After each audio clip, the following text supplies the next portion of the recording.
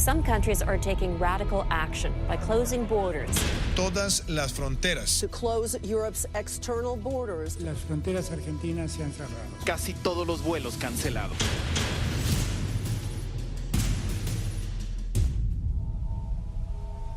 More than 120 Australian passengers stranded on an Antarctic expedition ship begging to be rescued. Estamos infectados de coronavirus, que el buque está totalmente infectado. Daban positivo y daban positivo, nadie negativizaba. La infección avanzaba todos los días. Esto es un cementerio flotante. We need you to act quickly, and we don't know what will happen to us after that. Eso fue un viaje que nunca debió haberse hecho. Había personas con COVID-19 en el mismo camarote que otra que no lo tenía. I was the only Filipino chef that was not infected. Yo sé dónde están las bengalas, tirémoslas. Hoy lo hacemos en la noche. Un equipo médico con más de 20 uruguayos se trasladó hasta el crucero Greg Mortimer. De esta forma, Uruguay autorizó el aterrizaje y despegue del vuelo humanitario. This passenger kissed the tarmac at Montevideo's International Airport before boarding a chartered Airbus for the flight back to Melbourne. ¿Por qué bajaron los pasajeros y estaban contagiados también y por qué a nosotros no? Los tripulantes del crucero Greg Mortimer están denunciando una situación hostil por parte del capitán del barco. Yo aquí ya no quiero estar un día más. ¿Tiene miedo de morir? Quería salir, era desesperante. Es que para nosotros esto es una película de terror.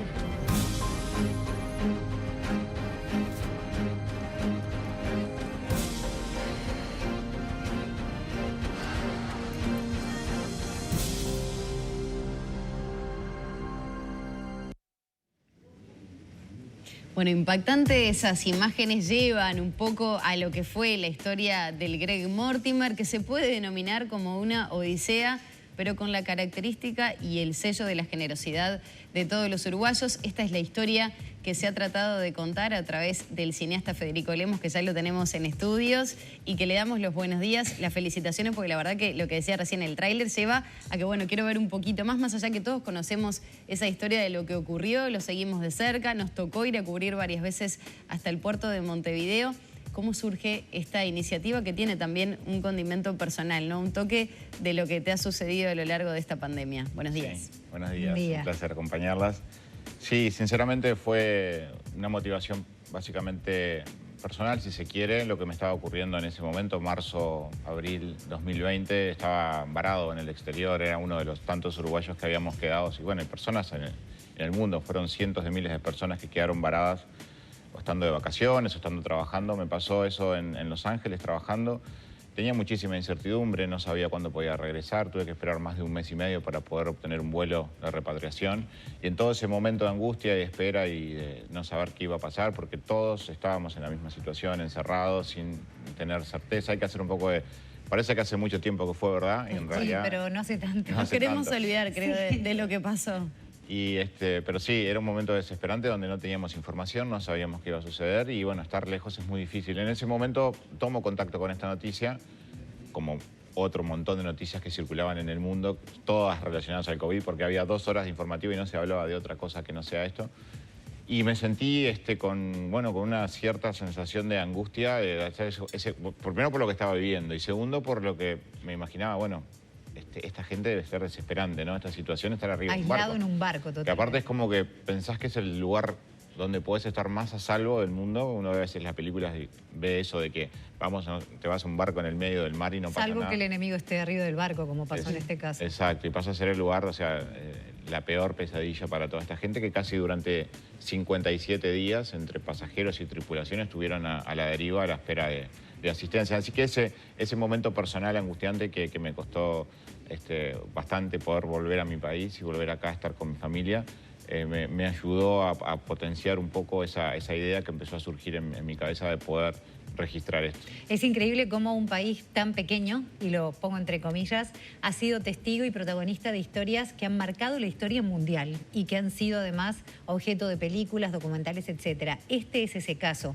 La forma en que nos vio el mundo también fue como una piedra de toque en cierta forma. ¿Cómo se hace para contar una historia tan fuerte abarcando todas esas diferentes aristas, lo emocional de los pasajeros, de los tripulantes, tu emoción, la del mundo viendo hacia Uruguay, la del Uruguay. ¿Cómo se hace para combinar todo eso?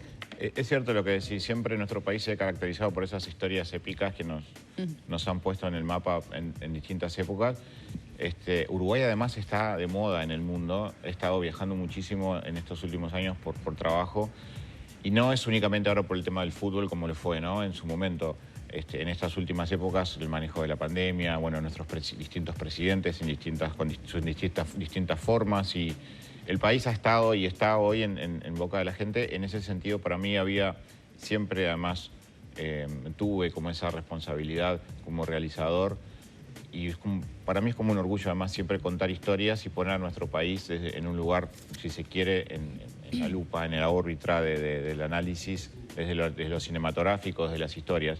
Para mí esta responsabilidad era muy importante porque estaba viendo lo que estaba pasando a nivel mundial y cómo nos estaban viendo nosotros como país, como decís vos, tan pequeño, pero brindándole ayuda a toda esta gente. Había mucha emoción, había muchas historias, había una responsabilidad de contarla. Para mí la responsabilidad mayor era contar algo diferente a lo que ya se había difundido en todos los medios de comunicación. Porque mucha gente me decía, ¿qué vas a contar del Greg Mortimer que ya no se haya visto? Porque sí es casi que un reality a nivel de comunicación, o sea, los medios de prensa, los móviles, se instalaban en el puerto de Montevideo y estaban esperando que desembarcaran de un día para el otro y no sucedía y no sucedía. Entonces la responsabilidad fue manejar las emociones, manejar todo lo que se vivió ahí adentro y tomar la decisión de ir a buscar las historias reales, los protagonistas. No apelar tanto al archivo periodístico, sino ir a buscar el archivo fílmico de los pasajeros y tripulantes dentro del barco e ir a buscar la primera mano las voces de casi las personas que en su totalidad estaban ahí arriba. Estamos hablando de 17 nacionalidades, o sea que hubo que hacer un esfuerzo de producción muy grande para ir a buscar todas esas historias y recopilarlas en este trabajo que pretende hacernos a todos, digamos, un ejercicio de recordar lo que ha pasado hasta ahora en este momento de pandemia y ver qué tipo de país somos a nivel de solidaridad, de trabajo coordinado. Hubo un montón de gente que estuvo detrás de esta asistencia a este buque y es importante rescatarlo y llevarlo al mundo entero. Ahora, es un documental, hay testimonios, hay entrevistas, pero también hay algunos fragmentos de ficción dentro o por lo menos de interpretación de situaciones que se generaron. Sí. Siempre hay una variedad infinita de recursos al momento de tomar una decisión en cuanto al camino. Nuestra historia se puede contar de muchísimas formas. El género que a mí me gusta, me fascina, por el cual además he trabajado fuertemente en estos últimos años, es el documental y es ahí donde quería centrar un poco la historia.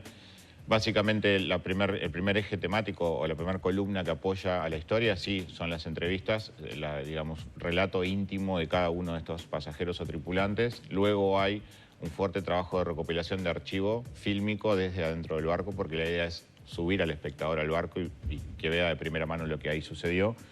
Y también hay un elemento incorporado que es la dramatización, digamos, ¿no? Ficcionar algunas escenas que son importantes, momentos muy álgidos ocurridos dentro del barco, cuando se produjo una especie de motín, el enfrentamiento entre el capitán y el médico, el segundo oficial, los intentos de suicidios. Hubieron muchísimas cosas que la gente no conoce y que es importante llevarlos a... Eso te iba a preguntar justamente en ese buceo, por toda esa información que quizás sale de lo que trascendió masivamente.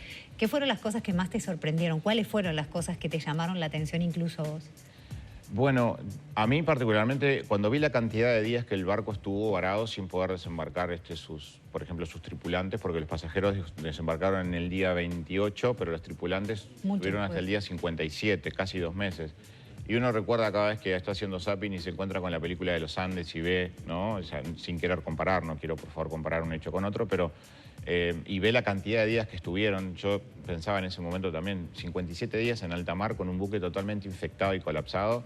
Eso ya para mí eso es un tema de muchísima inquietud, digamos, de querer trasladar al espectador, hay como un seguimiento de los días. Y que no había la información que hay hoy. Exacto. En ese momento era todo incierto. Todo incierto, entonces era importante, y a mí me sorprende el paso de los días, cómo se dio. Me sorprendió muchísimo también las historias relacionadas a los intentos de abandonar el barco, o sea, los intentos de motín, de saltar el barco, de abandonar algunos tripulantes organizados, intentar tomar el barco.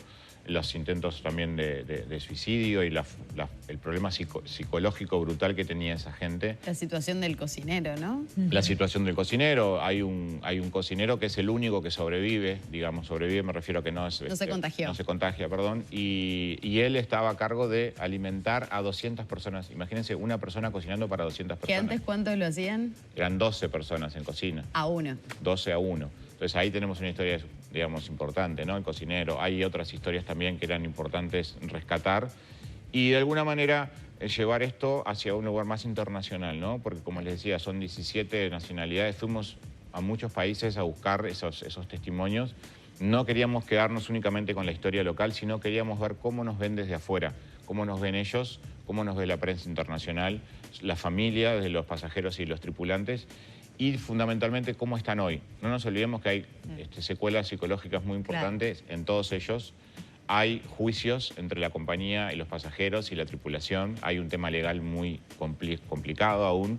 Entonces, todos esos temas también había que hacer un seguimiento. Para saber cómo nos ven, ver el documental, dónde, cómo, cuándo, todos los detalles. Ayer hicimos una premiere hermosa en el Museo de las Migraciones con 700 invitados, una noche mágica. ¿Qué iban a hacer? ¿Cuántos? ¿50? La verdad que fue increíble la convocatoria y estamos súper felices. La peli está tercera en taquilla en Uruguay, compitiendo con grandes tanques de Hollywood como Spider-Man. Está en salas de movies. Sabemos que las películas nacionales tienen un periodo muy corto en pantalla porque, bueno, vienen esos tanques y nos desplazan. Pero estamos contentos de que esté tercera y la gente la puede ver de acá a fin de año y los primeros días de enero en las salas de Movie Center. Pero también el apoyo yendo a verlas puede hacer la diferencia, así que invitar a que vayan a las salas, que apoyen el cine nacional y que eso también pueda ser una fuerza para que los tanques que esperen un poquito. Sí, no es solo Spider-Man, también hay otras cosas. Exacto. Tal cual. Yo prefiero ver el Greg Mortimer. Toda la vida. Te lo digo, ¿eh? Federico Belemos, muchísimas gracias por acompañarnos, muchas gracias por contar esta historia nuevamente y dejar al Uruguay de esta manera, porque eso también se trató, el buen desempeño que tuvo nuestro país colaborando con estos ciudadanos del mundo. Muchísimas gracias. Gracias. Era el cineasta Federico Lemos aquí en La Mañana de Arriba Gente. Tenemos más noticias para compartir.